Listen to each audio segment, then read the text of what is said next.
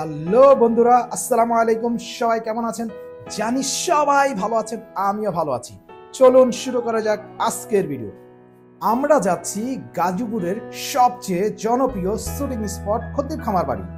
আমার সাথে যাচ্ছে আমার ছোট ভাই নাজমুল। সে ঢাকা মাল্টিমিডিয়ার কর্ণধার।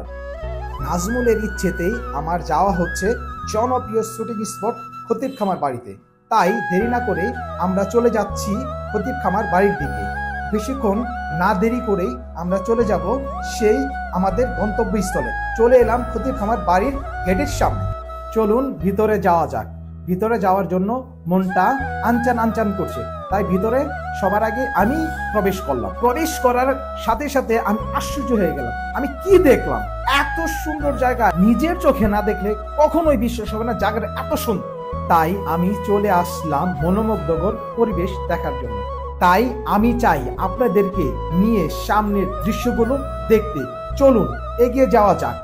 দুই ধারে দাঁড়িয়ে আছে অসংখ্য গাছ এবং আমাকে বলছে আপনাকে স্বাগতম, স্বাগতম, স্বাগতম।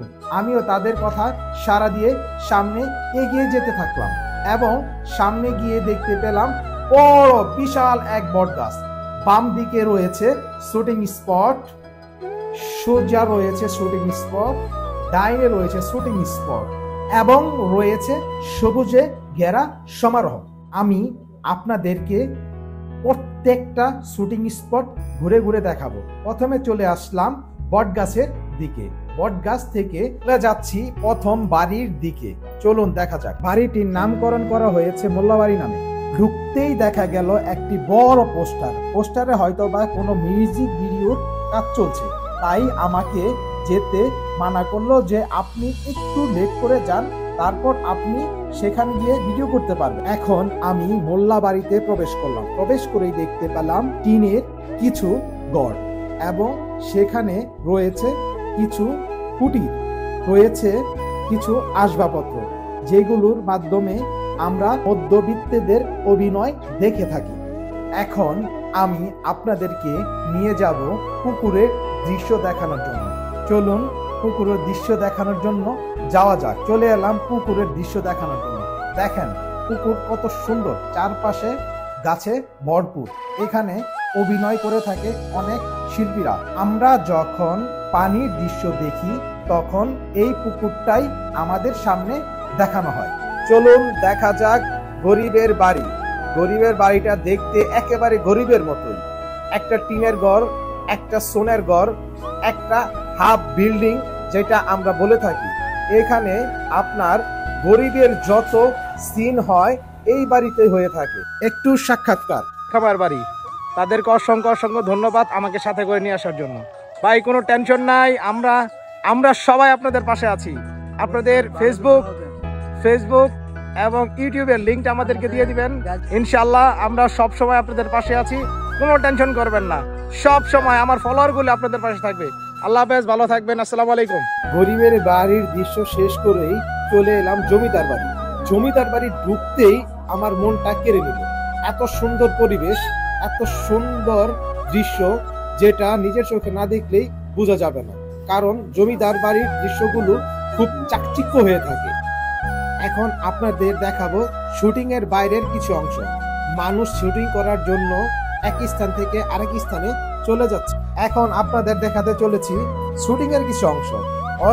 হয়তো অনেকে এই লোকটাকে চিনেন, যাকে আমরা বলে থাকি ডিজিটাল ভাদাই ভাই। তাদের অভিনয় দেখে আমার খুব হাস্যকর লেগেছে।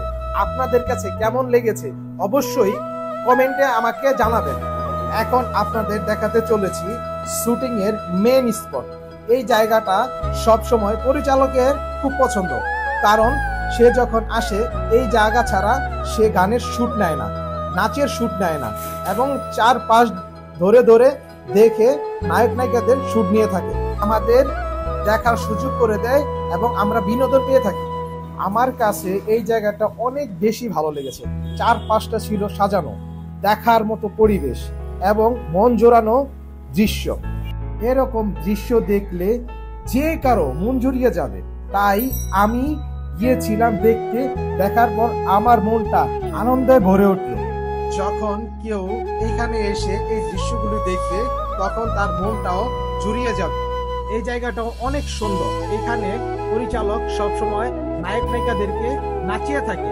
সামনে যে জিনিসটা দেখবেন সেটা হচ্ছে বাচ্চাদের খেলার স্থান। এখানে বাচ্চারা খেলে থাকে। বাম পাশে যে জিনিসটা দেখতে পাচ্ছেন সেটা হচ্ছে বসার স্থান। অনেকেই শুটিং দেখতে এসে বসার জন্য জায়গা খোঁজে, তাই দর্শকরা এখানে বসে বসে শুটিং উপভোগ করে। এখন আপনাদেরকে দেখাতে চলেছি কনসার্টের স্থান। এই কনসার্টের স্থান এতটাই সুন্দর যেটা না দেখলে আপনি বুঝতেই পারবেন না এত সুন্দর কনসার্টের স্থান হয়ে থাকে। এখানে বছরে 2-1 বার কনসার্ট হয়ে থাকে। নামি দামি শিল্পীরা উপস্থিত থাকেন। অনেক লোকের সমাগম হয় এই কনসার্ট দেখার জন্য। সবাই এখানে ছুটে আসে। কনসার্ট দেখে আবার বাড়ির উদ্দেশ্যে রওনা দেয়। আমিও চলে যাচ্ছি। নতুন একটা ভিডিও নিয়ে আবার হাজির হব। সবাই আমাকে ভালোবাসা দিয়ে আপনাদের পাশে রাখবেন। সবাই আমার জন্য দোয়া করবেন যাতে করে আপনাদের ভালো ভালো ভিডিও দিতে পারি।